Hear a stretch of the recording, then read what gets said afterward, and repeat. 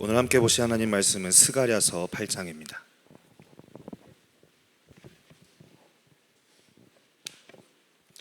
스가랴서 8장 20절로 23절 말씀까지 한 목소리로 함께 봉독하도록 하겠습니다. 구약성경 스가랴서 8장 20절로 23절 말씀까지 한 목소리로 함께 봉독하겠습니다. 시작. 만군의 여호와가 이와 같이 말하노라. 다시 여러 백성과 많은 성읍의 주민이 올 것이라. 이 성읍 주민이 저 성읍에 가서 이르기를 우리가 속히 가서 만군의 여호와를 찾고 여호와께 은혜를 구하자 하면 나도 가겠노라 하겠으며, 많은 백성과 강대한 나라들이 예루살렘으로 와서 만군의 여호와를 찾고 여호와께 은혜를 구하리라. 만군의 여호와가 이와 같이 말하노라. 그날에는 말이 다른 이방 백성 10명이 유다 사람 하나의 옷자락을 잡을 것이라. 곧 잡고 말하기를 하나님이 너희와 함께 하심을 들었나니 우리가 너희와 함께 가려 하노라 하리라 하시니라. 아멘.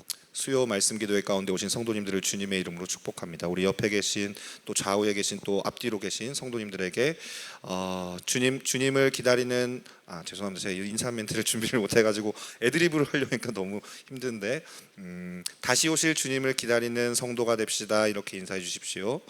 다시 오실 주님을 기다리는 성도가 되십시오. 네. 주님 다시 오심을 기다리고 계시죠? 그렇게 하루하루 소망하며 살아가고 계십니까? 찬양 CCM 그 제목 중에 그날을 기다리는가라는 찬양 제목이 있습니다. 전 몇 년도인지 기억은 안 나는데 아마 그 선교한국이라고 하는 그 대회, 선교 대회의 주제곡이었던 그날을 기다리는가, 다시 오실 그 주님을 기다리는가, 이런 질문을 하는 찬양이 오늘 말씀을 준비하면서 생각이 났었습니다. 한 개인이 복음이 삶의 실제가 되어지고 결론이 되어지고 또 주님의 참된 나라가 그 심령 안에 임하게 되어지면요, 그 사람은 자기 자신의 관심이 이제는 자기에게서 더 이상 머물지 않게 되어지는 것이죠. 헛된 야망과 또 세상의 야욕, 이런 것들을 구할 나는 예수 그리스도와 함께 죽었다는 것을 믿음으로 바라보게 되어지기 때문에 그분과 함께 다시 산 삶 가운데에서는 이제 소망 자체가 아예 바뀌어서 나의 비전, 나의 야망, 또 나의 야욕보다는 주님의 비전을 더욱 꿈꾸게 되어지고 또 그분의 나라가 더욱 실제가 되기 때문입니다. 요한계시록 마지막 장에 보면요, 예수님이 이런 이야기를 하셨습니다. 내가 진실로 속히 오리라 라고 이렇게 이야기하셨고, 그에 대한 교회의 대답은 우리가 잘 아는 것처럼 아멘, 주 예수님 어서 오십시오 하는 그 화답하는 것을 우리가 잘 볼 수가 있습니다. 그래서 교회의 간절한 기대와 소망은 사실 이 땅에서 주님의 복음을 증거하고 또 잃어버린 영혼들을 구원하는 그 일이 이 땅 가운데에서 너무나 귀한 일이고 너무나 중요한 사역이지만 그 선교 사역이 천국에서는 계속 되어지지 않습니다.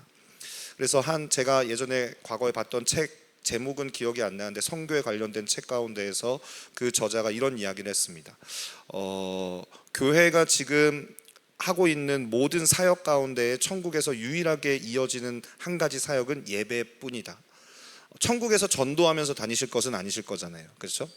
천국에서 막 뭐 전도하러 다니고 예수 믿으셔야 돼요 라고 이야기하고 교회에 좀 나와보세요, 예배 좀 같이 드리러 가요, 이런 일들은 천국에서 있을 수 없기 때문에 선교는 다시 오실 그 주님이 다시 오실 그날에 완성이 되어질 것이고, 이제 이후에는 영원히 주님을 예배하는 일만 남게 되어지겠죠.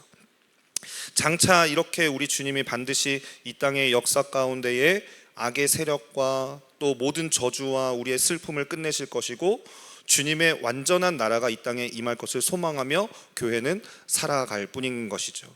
그래서 인류의 역사라는 것은 단순히 시간이 나열되어진 것이나 또 사건에 반복되어지는 것이 아니라, 예전에 주일 예배의 제목 중에 이런 제목이 있었죠. 기억하실지 모르겠는데 히스토리, 역사가 영어로 히스토리잖아요. 히스토리가 아니라 히즈 스토리, 그의 이야기, 하나님 그분의 이야기가 되어지는 것이죠.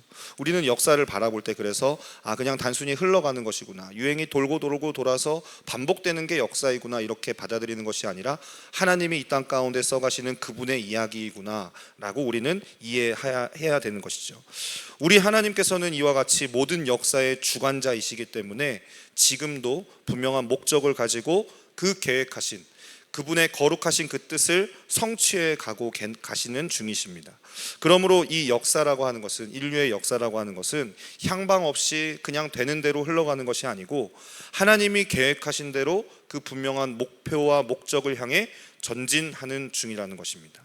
성도로 부름받은 저와 여러분들도 마찬가지입니다. 우리의 일생은 우연히 그냥 역사의 한 토막 가운데 툭 던져져서 한 평생을 자기 욕심으로 허덕이다가 허망하게 그냥 인생 마감하는 인생이 되어질 수 없고, 하나님께서 분명히 우리를 지으셨고 아시고 또 우리를 부르셨으며 또 그 주님의 놀라운 뜻이 저와 성도님들의 삶을 통해 반드시 이루어지리라라는 이 분명한 역사의식을 가지고 살아가는 것이 참 성도의 본분이 되어지는 것입니다.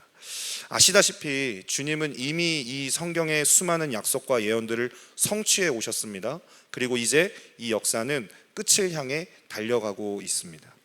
그런데 만약 우리가 이 역사의 소용돌이 속에서 이러한 복음적인 이 관점의 역사의식을 잃어버리게 되어진다면, 우리의 삶이 일생을 살아가며 그냥 되는 대로 사는 거지, 뭐 쥐어지는 대로 쥐어진 만큼 사는 것이고, 그냥 뭐 내일 무슨 일 특별한 일이 있겠어, 뭐 그런 일들이 따로 있겠어, 그냥 사람 그냥 그 뭐 운명대로 살아가는 거지, 팔자대로 사는 거지, 이렇게 생각하면서 비참하게 살아가게 되어진다면 우리를 불러주신 그 주님의 그 자리 가운데에서 이렇게 허망한 세상 사람들과 똑같이 이번 생은 글렀어, 내 팔자는 왜 이래, 이러면서 똑같이 위대한 하나님께서 부르시고 부여해 주신 그 성도로서의 본분을 잊어버리고 소홀히 여기게 되어진다면 반드시 우리의 삶은 초점을 반드시 잃어버리게 되어지고요, 방향을 잃어버린 채 비참하게 이 세상 사는 재미에 푹 빠져서 타락하게 되고 말 것입니다. 이미 이와 같은 일들은요, 기독교의 역사를 바라보면, 아니 인류 전체의 역사를 바라보면 삶의 질을 따져가면서 이 땅에서 어떻게 하면 얼마나 조금 더 풍요롭게 살아갈 수 있을까, 그렇게 누리면서 살아갈 수 있을까, 온통 이 생각에 사로잡혀서만 살아갔던, 이 생각하면서 살아갔던 사람들이 결국에는 변질되어 가는 모든 과정을 인류의 역사를 통해 우리는 이미 다 보았다라는 것이죠. 종교개혁의 중심이자 이 기독교 신학의 절정이었던 유럽은 어떻습니까? 이미 15년 전에 있었던 세계 선교대회 공식 석상에서 유럽은 더 이상 선교사를 파송하는 국가가 아니라 선교의 대상이다, 선교지가 되었다 라는 것을 이 제3세계의 정식으로 선교사 파송을 요청하는 선교대회가 있었습니다. 위대한 종교개혁이 하나님의 은혜로 그 유럽 지역 가운데 주어졌지만 100년도 채 되지 않아서 개혁된 교회가 다시 타락했고요, 성도의 삶은 온전히 회복되지 않아서 또다시 성도의 삶 가운데에 경건의 열망이 일어나길 바라야만 하는 진정한 개혁이 필요한 지경에 이르게 되었다라는 것이죠. 개혁을 이루었던 그 유럽이 100년도 채 되지 않아 다시 타락했다. 이게 무슨 일이겠습니까? 미국 교회도 수많은 교단과 교회들이 이미 동성애 합헌 결정 이후에 배교의 길에 절반 가까이 들어섬으로써 교회의 세속화와 타락이 심각하게 그지없다는 것을 우리는 잘 알고 있습니다. 남미와 아프리카에서 부흥이 일어나고 있다라는 것이 선교 대회를 통해서 보고되어지고 있지만, 그 이면을 들여다보면 단순히 수적인 부흥이 반드시 축복이라고만 하기에도 어렵다라는 것을 저와 여러분은 우리나라에 살고 있는 이 기독교 인이라면 누구보다 잘 알 수 있을 것입니다. 어떤 학자들에 의하면요, 이런 이야기도 하신대요. 제3세계의 부흥은 그 나라 경제 수준과 맞물려 있다. 먹고 살만해지면 타락하게 되어지는, 이것이 인간의 죄된 본성이기 때문에 어떤 학자들은 이런 통계가 있을 정도로 고난과 시련이 있을 때는 하나님께 부르짖다가 막 부흥을 일삼다가 먹고 살만해지면 타락하게 되어지는, 이런 전철을 밟게 되어진다는 것이죠. 우리나라도 춥고 배고픈 시절에는 하나님을 그렇게 찾던 자들이 그렇게 해서 수적인 부흥을 경험했지만 솔직히 먹고 살만해지니까 우리나라가 어떻게 됐습니까? 여지없이 세속화되어 가고 있지 않습니까? 다음 세대들은 떠나가고 순결하고 정결해야 될 이 교회 지도자들도 타락해서 되려 세상으로부터 지탄을 받고 있고, 이렇게만 들여다본다면 땅끝이 주님께로 돌아온다는 그 성경에 기록되어진 그 언약의 말씀이 성취되어질 수 있는가? 그냥 이러다가 인구가 다 자멸해서 결국에는 망해버릴 것 같은데, 다 같이 망하는 길로 들어설 것 같은데, 주님 땅끝이 주님께로 돌아오는 그날의 영광을 과연 우리가 볼 수 있는가? 그 영광은 영영 아득히 먼 얘기 같아만 보입니다. 그러나 유한한 우리가 보기에 어떠하든지 하나님께서는 우리에게 약속하신 대로 반드시 그분의 때에 이 땅을 심판하러 다시 오실 것이고, 그날에는 그 하나님 나라가 완성될 것을 성도님들 믿으시죠? 그러므로 순결한 주님의 백성들은요, 이 세상의 난리와 또 잡다한 그 유혹, 핍박 속에서도 끝까지 이 주님이 다시 오실 날을 고대하며 이 부르심의 끝을 바라보고, 주님, 우리가 그 영광을 좀 보게 하여 주십시오. 내 삶의 형편이 이렇고 내 꼬라지가 이렇지만, 아니요 주님, 그것이 결론이 아니라 저는 이 주님의 언약의 말씀이 반드시 이 땅 가운데 성취되어질 것을 나는 믿음의 눈으로 바라봅니다. 그날의 영광을 우리 세대 가운데 보게 하여 주옵소서 하면서 각자의 자리에서 보이지 않아도, 열매가 보이지 않는 것 같아도 눈물로 씨앗을 심으며 살아가고 있을 것입니다. 저는 그렇게 하루하루 살아가고 있는 자들이 저와 성도님들이 되어지기를 간절히 소망합니다. 이런 이 역사의 마지막 때에 우리의 이 모든 염려와 근심과 또 모든 걱정을 이 불식시키는 하나님의 약속이 오늘 본문에 등장하고 있습니다. 우리 오늘 본문 말씀 한 번 더 보도록 하겠습니다. 제가 한번 읽어보겠습니다. 만군의 여호와가 이와 같이 말하노라. 다시 여러 백성과 많은 성읍의 주민이 올 것이라.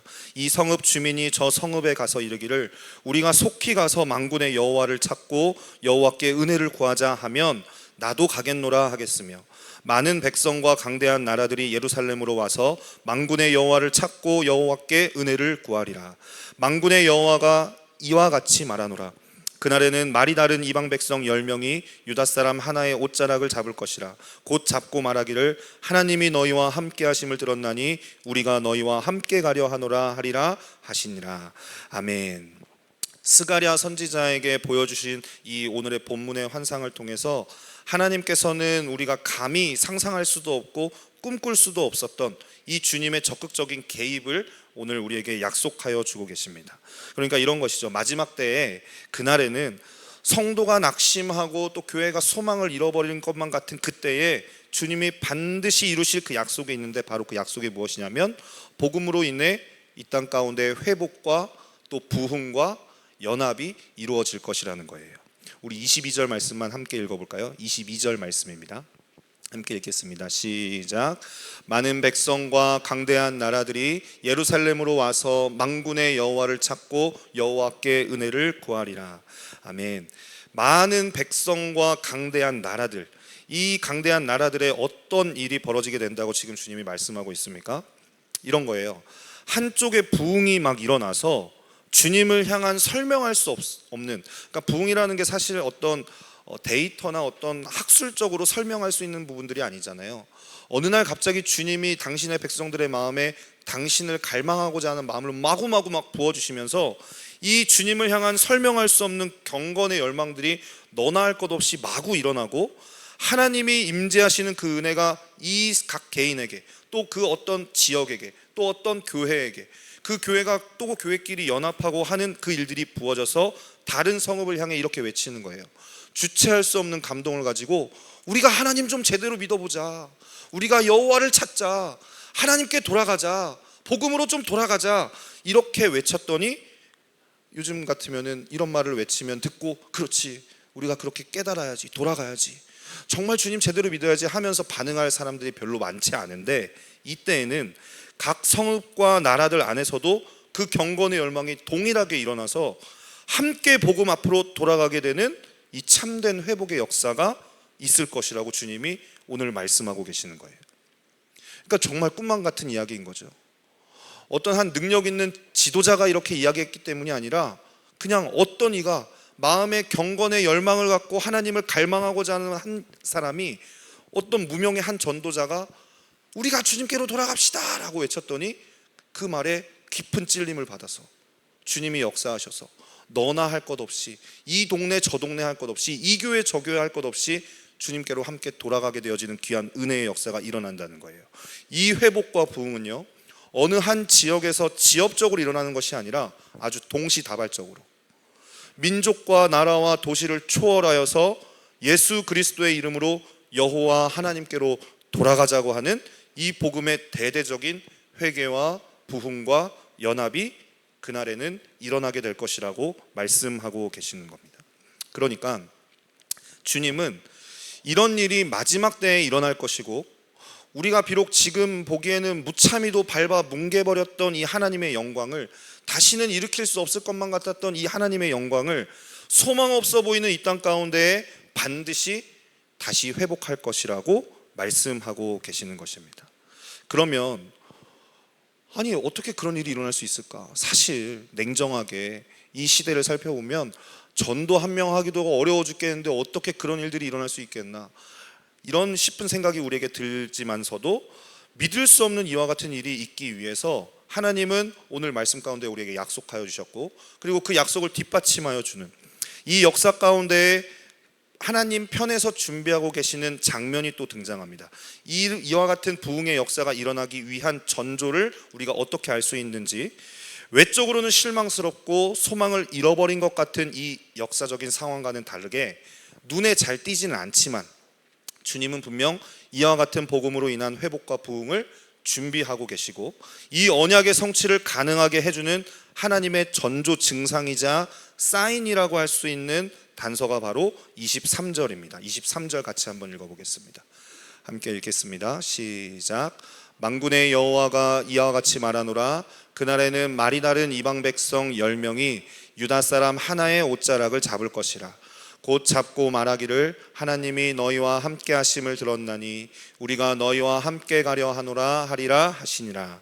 아멘. 여기 이 구절에서 이 믿을 수 없는 그 일의 열쇠로 보이는 한 표현이 나오는데 바로 오늘 설교 제목인 유다 사람 한 사람입니다. 그러니까 유다 사람 한 사람이라는 표현을 통해 우리가 알 수 있는 것은 이 말은 분명 하나님의 백성이라는 뜻일 겁니다. 그러니까 우리로서는 도무지 상상 불가한, 역사 속에서 이상한 일이 반드시 일어나게 될 건데, 하나님을 믿지 않는 불신자, 그러니까 하나님을 본성적으로 믿을 수 없고 거부하고 아예 그냥 하나님을 향한 적대적인 마음을 갖고 있었던, 하나님을 반역하기만 하고 있었던 이 이방 백성들이 유다 사람 한 사람을 붙잡고 하나님이 너와 함께 하신다는 이야기를 내가 분명히 들었다. 그러니까 네가 믿는 그 하나님 여호와께로 나 좀 인도해 달라 라며 사정하는 일이 있게 될 것이라는 거예요. 안 믿기시죠? 최근에 전도 좀 해보셨습니까? 요즘 전도하면 어떤 풍토가 좀 벌어질까요? 자기야 우리 이번 주일날 교회 좀 가보자. 힘들수록 교회 가봐야 돼. 예. 들은 채도 안 하고 만채도 안 하고 당일날 전화해보면 잤어요, 죄송해요. 한 명 전도하는 게 그렇게 어렵잖아요. 무슨 복음의 내용을 좀 전해보려고 하도 마치 뭐 짝퉁 그 중국산 제품 파는 것 마냥 저기 교회 예수 이렇게 막 그런 마음이 우리 안에 좀 있잖아요. 저만 그런가요? 이런 일들이 우리의 삶 가운데 비일비재한데 전도 한마디 하려고 해도 부끄럽고 낯뜨겁고, 또 어떻게 그런 분들은 꼭 어떻게 교회 잘못된 얘기는 그렇게 다들 잘하시는지, 그 목사가 그랬다며, 막 교회가 그런다며, 이러니까 막 그 앞에서 한없이 작아지고 전도하러 갔다 오히려 그분한테 전도를 당해가지고 이런 어려워하는 일들이 우리의 삶 가운데 너무나 많이 있지 않습니까? 그런데 이 말씀을 보면 이게 얼마나 놀라운 일입니까? 우리로서는 상상도 할 수 없는 일이 그날에는 일어나게 되어질까라는 거예요. 이 일은 하나님의 주권적이고 적극적인 개입과 이 기적적인 역사가 동반되지 않는다면 불가능한 이야기임에 틀림이 없는 것이죠. 유다 사람 한 사람을 이방 백성 10명이 붙잡았다는 것은 구체적인 한 명이 10명씩 전도할 거다 이런 숫자라기보다는 압도적으로 많은 수라는 의미를 이야기하는 것이죠. 한 사람이 간신히 믿고 막 그 사람 위해서 막 우리 그 전도 표현 중에 그런 표현을 쓰자 태신자라고 하잖아요.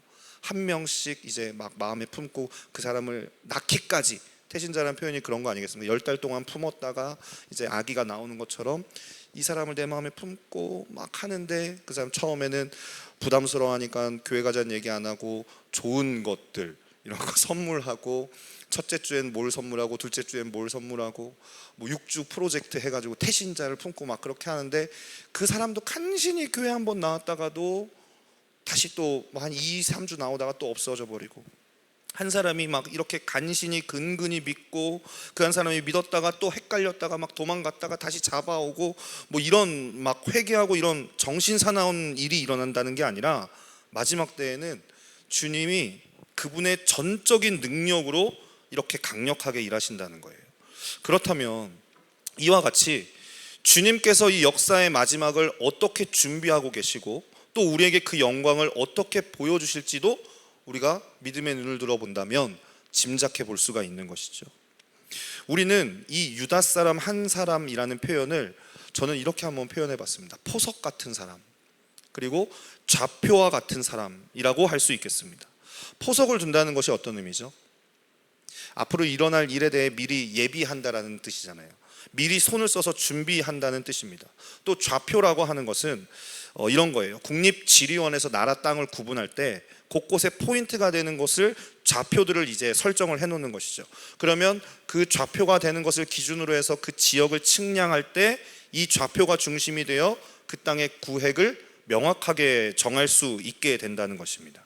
이와 같이 하나님께서는 우리가 꿈꿀 수 없고 소망처럼 바라볼 수도 없는, 믿을 수 없는 이와 같은 일들을 준비하시는데, 이 당신의 그날을 준비하시며 어떤 일을 하시냐면, 먼저는 인류 역사 곳곳에 이 포석 같은 사람, 이 좌표와 같은 사람들을 곳곳에 세우신다는 거예요. 세상은 온통 악이 기승을 부려서 아합과 이세벨 이런 인간들이 교회를 못 잡아먹어서 안달입니다. 그 와중에 하나님은 도대체 뭐 하고 계시는지, 세상에 교회가 이렇게 핍박을 받고 욕을 먹고 있으면 좀 영광스러운 면도 좀 보여주셔서 세상이 찍소리 못하도록 권능 있게 좀 이렇게 하시면 좋을 텐데, 그 주님의 일은 도무지 보이지 않고 느낄 수도 없고 암담하기가 마치 이 엘리야 시대와 같게 느껴질지도 모르죠.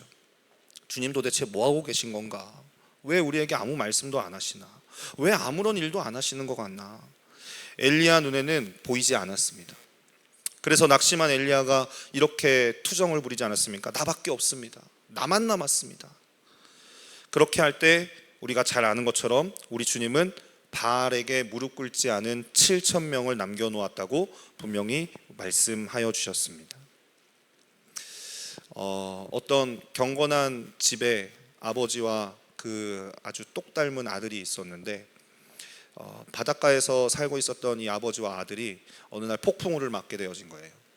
폭풍우가 막 무섭게 막 천둥 번개를 동반해서 폭풍우가 치는 바다를 보면 얼마나 무섭습니까? 그냥 저기 집 안에서 천둥 소리만 들어도 막 주님 오시나 회개해야 되는데 이런 생각이 드는데, 직접 바다가 막 출렁출렁거리면서 막 메가톤급의 막 그 쓰나미 같은 파도를 바라보며 그 폭풍우를 보는데 어린아이가 너무나 무서운 거예요. 그러니까 이제 이렇게 이야기를 한 거죠. 아빠, 이렇게 무섭게 폭풍이 치는 밤인데 하나님 도대체 뭐 하고 계세요? 나 너무 무서운데 이 폭풍 치는 밤에 하나님 도대체 뭘 하고 계시는 거예요? 이에 대해서 이 경건한 아빠는 이렇게 대답했다고 합니다. 아들아, 하나님은 이 폭풍 속에서 고요하고 평안한 아침을 준비하고 계신단다. 하나님의 나라가 우리가 느끼기에 잠잠한 것 같고 움직이지 않는 것 같고 이루어지지 않는 것 같고 하나님의 약속이 성취되어지지 않는 것 같고 세상은 악이 더 기승을 부리는 것 같고 복음에는 능력이 없어 보이고 마치 그냥 이 능력 없는 이 삐쩍 마른 한 전도자가 외치는 외마디 비명처럼 들려질 수도 있습니다. 그러나 저는 그렇게 생각하지 않습니다. 우리가 그렇게 느낄 때에도 우리 주님은 여전히 그분의 일을 지금도 열심으로 행하고 계시는 주님이십니다.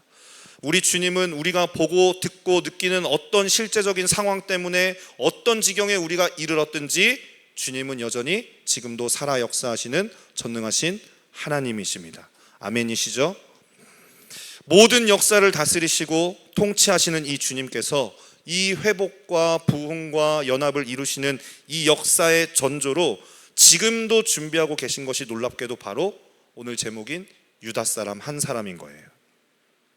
지금 주님은 각기 제 갈 길로 가기 바쁜 이 사악한 시대 가운데에 뭘 하고 계시는 거 하니 바로 하나님께서 유다 사람 한 사람을 부르시고 키워가시며 그분이 정해놓으신 그 좌표 가운데 꽂아놓고 계시는 거예요. 저와 여러분을 유다 사람 한 사람으로 세우셔서 훈련시키시고 잘 양육하셔서 우리를 불러주신 그곳 가운데에 이 유다 사람 한 사람을 좌표와 같이 놓으시는 것이죠. 그러면 이 유다 사람 한 사람을 부르시고 만들어 가고 계신 이때에 이방 사람들이 어떻게 이 유다 사람 한 사람을 알아볼 수 있습니까? 본문의 말씀처럼 하나님께서 당신과 이 사람과 함께 하신다는 것을 어떻게 알 수 있습니까? 알았으니까 와서 찾아와서 이야기했지 않겠어요? 어떻게 이방 사람들이 유다 사람 한 사람이 하나님이 함께 하신다는 것을 알 수 있었느냐? 하나님 편에서 보면 이 역사적으로 하나님이 일하시는 그 패턴을 바라보면 주님께서는 신실한 이 사람들을 세상 가운데 두십니다. 너무 이뻐 죽겠어가지고 자기 품 안에 안고 계시는 것이 아니라 그를 반드시 이 피가 난무하는 이 세상 가운데 반드시 세상에 두시고 그들에게 핍박과 고난을 허락하십니다. 하나님 편에 서서 주님을 온전히 따르는 제자는요, 그렇기 때문에 세상에서 주목받지 않을 수가 없어요. 세상에서 주목받는다는 의미는 부정적인 의미입니다. 꼭 튀는 행동을 하거든요.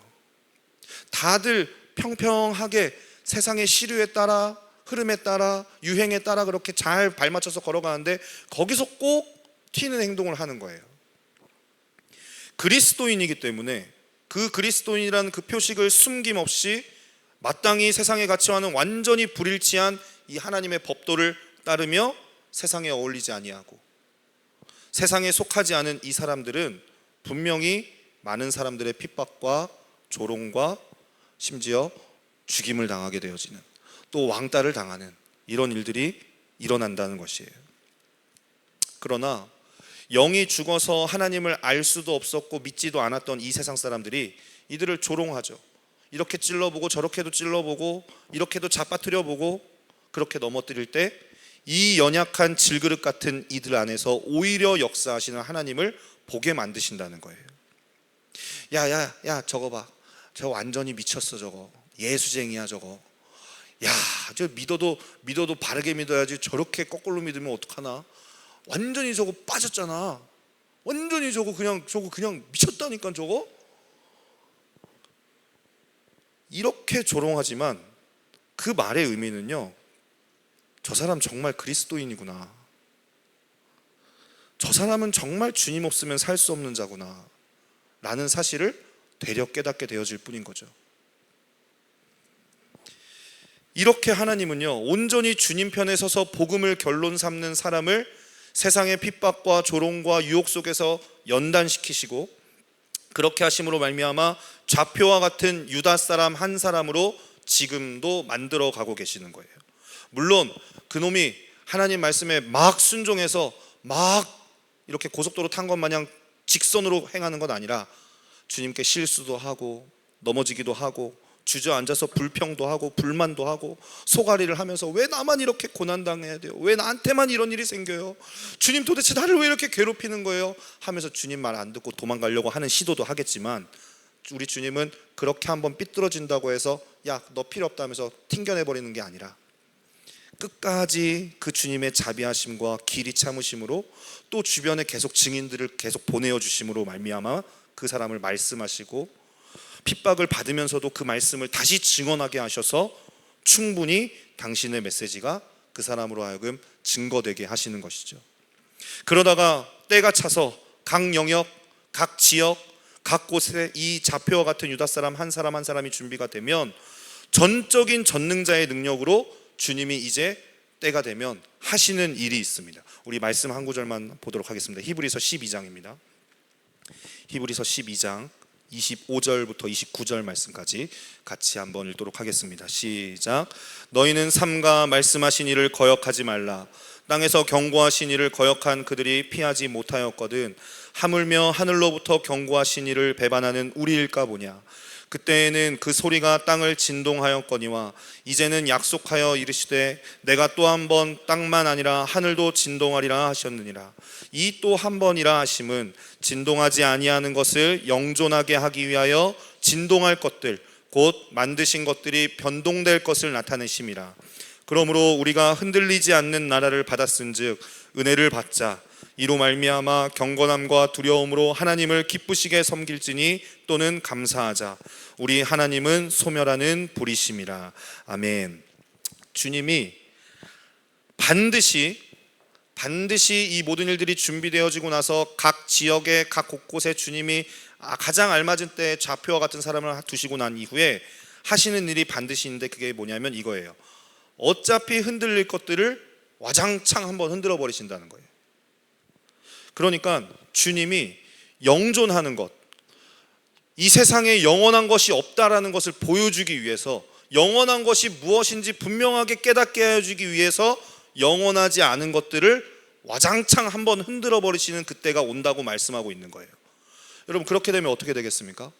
세상에 소망 없이 허망한 것을 쫓아가면서 이게 영원한 줄 알고, 돈이면 다 되는 줄 알고, 건강이면 다 되는 줄 알고, 또 그리고 명예면 다 되는 줄 알고, 사람 관계면 다 되는 줄 알고, 그거에 온통 인생, 청춘, 시간 다 투자해가면서 살았던 자들이 그거 한번 주님이 영원하지 않은 것들을 와장창 흔들어 버리면 어떤 일이 일어날까요? 바닥으로 가는 거죠. 주님이 이 영원한 것들을 다 흔들어 버리는 때가 온다고 말씀하시면서, 그렇게 되면 그동안 허망하고 믿을 수 없는 것들에 빠져 살던 자들이 자기들이 믿었고 의지하였던 것들이 다 흔들리게 되어지는 날, 그 가공할 두려움 앞에서 여러분, 그 사람이 무슨 생각을 하게 되겠습니까? 이거 다 소용없었네. 이거 다 필요 없었네. 그러면 나는 이게 전부인 줄 알았는데, 야 너도 이렇게 살아야지, 야 너도 이거 돈이 최고지, 세상 사는데 돈이 최고지, 관계가 최고지, 명예가 최고지 하면서 그거 붙들면서 살았는데 너는 왜 그렇게 못 살아? 야 너 곧 교회가 밥 먹여줘? 하나님 믿으면 그게 밥 먹여줘? 이렇게 조롱하던 자들이 자기가 붙잡았던 것들이 와장창 깨어지고 나면 가장 먼저 생각나는 사람이 누구냐면 이 사람인 거예요. 이 사람은 그거 흔들리는 날에도, 왜냐하면 영원히 쇠하지 않을 나라를 붙잡고 있었기 때문에 변동이 없거든요. 흔들리지 않거든요. 자기들이 의지했던 모든 것이 허물어질 그때에는 하나님이 여러분 작정하고 흔들어 버리시는데 남아있는 게 뭐가 있겠어요? 남아나질 않게 되어지는데 그때에는 영원한 것밖에 볼 수가 없게 되어지는데, 그것이 바로 자기가 핍박하고 조롱하고 무시했던 그 사람들에게 있다는 것을 알게 되어서 그들에게 달려가지 않을 수가 없게 된다는 거예요. 과거에 일본이 한 하와이 진주만을 공격했을 때 실제 있었던 사건입니다. 일본의 카미카제 공격이라고 하는, 그러니까 자살 특공대죠. 이 카미카제 공격을 받았던 함선에서 실제로 있었던 일이라고 합니다. 일본의 공격이 있기 전에요, 다들 꿈에도 그런 공격이 있을 줄은 생각을 못했겠죠. 어떻게 자기를 목숨을 걸어가면서 자살을 해가면서 공격할 줄을 누가 알아요? 전투기로 함선을 꼬라박을 생각을 누가 했겠어요? 그런 공격을 생각지도 못하고 그냥 함선에서 다들 편안하게 지내고 있을 때 그 함선으로 아주 신실하고 순결한 그리스도인 한 명이 신참 수병으로 이제 배치를 받았습니다. 워낙 그 사람이 독실하다 보니까 군대에서 당연히 조롱하고 또 왕따를 시키고 온갖 핍박과 조롱을 그가 당하였죠. 식사 기도를 하고 있으면 식판을 엎어버려서 밥도 못 먹게 하고, 기도하고 있으면 여럿이 몰려와서 조롱하고 몰매를 때리고 온갖 괴롭힘을 당했습니다. 지나갈 때마다 어이 목사 나 위해서 기도 한번 해봐, 나 저녁 좀 시켜달라고 기도 한번 해봐. 이렇게 비웃고 덜 떨어진 바보 취급을 해도 이 수병은 하나님 경외하는 태도를 잃지 않고 정한 시간에 반드시 기도를 하는 자였습니다. 이 답답한 배 안에서 이 젊은 군인들이 얼마나 난잡한 짓을 많이 했겠습니까? 야한 농담 얼마나 많이 했겠습니까? 그런 짓을 해도 이 불경건한 일에 절대 동요되지 않는 그런 신실한 자였습니다. 그러다가 어느 날 일본군이 이 카미카제 특공대를 보내어서 함대를 기습한 거죠. 일본 전투기가 이 함선 굴뚝에 처박혀가지고 배가 막 불길에 휩싸이고 배가 그 침몰해 가는 그 상황이 벌어지게 되어지자 다들 우왕좌왕하면서 대비치 못한 탓에 이제 다들 두려워서 떨면서 이제 우리 죽는 거구나, 어찌할지 모르고 있을 때 그 죽음 앞에 절박한 순간이 되자 누가 시키지도 않았는데 모든 사람들이 너나 할 것 없이 그 수병을 찾기 시작하는 거예요. 무슨 믿음인지 그 수병의 옷 좀 한번 잡아보려고, 그의 몸에 손이라도 대보려고 절박함으로 그에게 몰려들었다는 일화가 있습니다. 하나님이 영원하지 않은 것을 한 번 흔들어 버리시는 그날, 의지할 것 없었던 이방 사람이 10명이 떼지어 달려와 붙들 대상은 바로 평소에 자기들이 조롱하고 핍박하였던, 야 저놈은 하나님밖에 모르는 놈이야, 저걔 개박 그런 놈이야 저거, 이렇게 알고 인정했던 그 사람뿐인 거예요. 하나님께서는 이와 같이 경건하게 살고자 핍박받는 이 한 사람을 이방인 가운데 두시는 것은 하나님이 일하지 않고 손 놓고 계시는 것이 결코 아닌 것이죠. 우리 주님은 이 역사의 마지막 때에 결정적인 순간에 일하시기 위해 세상 가운데에 이와 같이 신실하고 순결하게 살고자 하는 이 복음에 증인된 자들에게 반드시 핍박을 허락하십니다. 세상 한복판에 세워두시고 거기서도 주님을 부끄러워하지 아니하고 온전히 복음편에 서기로 결정한 이 순결하고 신실한 자들을 고난 가운데 두시는 것이 바로 우리 주님이 유다 사람 한 사람을 준비하시는 일인 거예요. 저는 오늘 이 밤에 저와 여러분이 바로 이 유다 사람 한 사람이 되어지기를 소망합니다. 우리 동행교회가 이 유다 사람 한 사람이 모이는 교회가 되어지기를 소망합니다. 그래서 각자의 직장, 가정, 또 부르신 자리 가운데에서 복음과 운명을 같이 하며 이 복음으로 인해서 조롱당할 수 있죠. 고난을 당할 수도 있죠. 계속해서 우리를 예수 그리스도에게 속한 유다 사람 한 사람으로 세워가시는 그 일에 우리가 적극적으로 동참하며 물러서지 않기로 결단하는 이 시간이 되어지기를 소망합니다. 여러분 꼭 기억하시길 바라요. 왜 또 고난받으라니까 왜 이렇게 또 울상이세요 다들? 왜 또 이렇게 고난받고 핍박당해야 된다고 하니까 왜 이렇게 또 기분 나빠하세요? 하나님이 반드시 온 세상을 한번 흔드시는 그날이 올 거예요. 그러면 저와 여러분이 붙잡았던 것이 영원한 것이었다는 것을 우리만 믿는 게 아니라 우리를 조롱하였던 저들이 더 명확하게 보게 되어지는 그날이 올 것입니다. 제가 예전에 광명시에서 친했던 친구들 중에 여동생이 자살한 친구가 한 명 있었습니다. 근데 그 친구가 제가 교회에 그렇게 열심히 나가는 교회도 아니었는데, 근데 교회에 나가는 것들 때문에 뭐 이렇게 조금 조롱 섞인 말들을 좀 자주 했던 친구였어요. 근데 제가 이 말씀을 준비하면서 자꾸 그 친구가 생각이 나는 거예요. 왜냐하면 그 친구가 여동생이 자살, 그러니까 정신병에 걸려서, 정신병이 가장 위험한 게 그거라고 그러더라고요. 회복되어질 때, 그러니까 자고 일어났는데 미쳤대요. 자고 일어났는데 갑자기 확 딴 사람이 되어진 거예요. 뭐 그래서 막 경찰 수사도 해보고 어떤 뭐 머리에 어떤 충격을 받았는지, 그래서 뭐 원인도 아예 알 수가 없으니까. 근데 이제 그렇게 약물 치료도 하고 병행하고 여기 용하다는 뭐 점집도 막 엄마 아빠가 데려다 가고 교회도 나가보고 성당도 나가보고 절도 가보고 할 수 있는 걸 다 했는데도 안 되던 그때에 이제 서서히 조금 약물 치료가 좀 괜찮아졌는지 돌아오던 그때에 이제 이 친구가, 그게 그때가 제일 위험하다 그러더라고요. 이제 그 부모님도 이제 좀 괜찮아지는 것 같으니까 혼자 있을 수 있지 했다가 그 일이 난 거죠. 근데 그 일을 겪고 나서 그 친구가 저하고 연락을 좀 안 했었는데 저한테 연락이 왔어요. 너하고 좀 얘기를 좀 해보고 싶다. 그렇게 해서 나눴던 대화들이 기억이 납니다. 그 대화를 다 뭐 풀어서 이야기할 수는 없겠지만 그런 생각이 들더라고요. 그 친구가 가장 힘들 때 생각났던 게 나였구나. 제가 제일 친한 친구가 아니었거든요. 저는 성도님들의 삶 가운데에서도 성도님들의 주변 사람들이 자신이 붙잡고 있던 것들이 한번 흔들려 버려서 소망 없어 괴로워하는 것 같이 느껴질 때, 그때에 가장 먼저 생각나는 한 사람이 바로 성도님들이 되었으면 좋겠습니다. 여러분에게 찾아와 나 어떻게 해야 되냐, 나 인생 끝났다, 너와 함께 하신 그 하나님에게로 나를 좀 인도해 달라, 너와 함께하는 하나님 여호와를 내가 이야기를 들었다, 그분에게로 나를 좀 데려가 달라. 그런 일들을 우리 주님이 저와 여러분들을 세상에 두시며 준비하고 계시는 것입니다. 반드시 주님이 우리를 이 유다 사람 한 사람 한 사람으로 세워가시며 주님의 때에 주님의 권능을 드러내실 것입니다. 또 주님의 영광을 이 역사 속에 드러내어 우리에게 보여주실 것입니다. 오늘도 그 믿음의 소망을 가지고 나아가는 저와 성도님들이 되어지기를 소망합니다. 우리 같이 찬양한 후에 기도하겠습니다.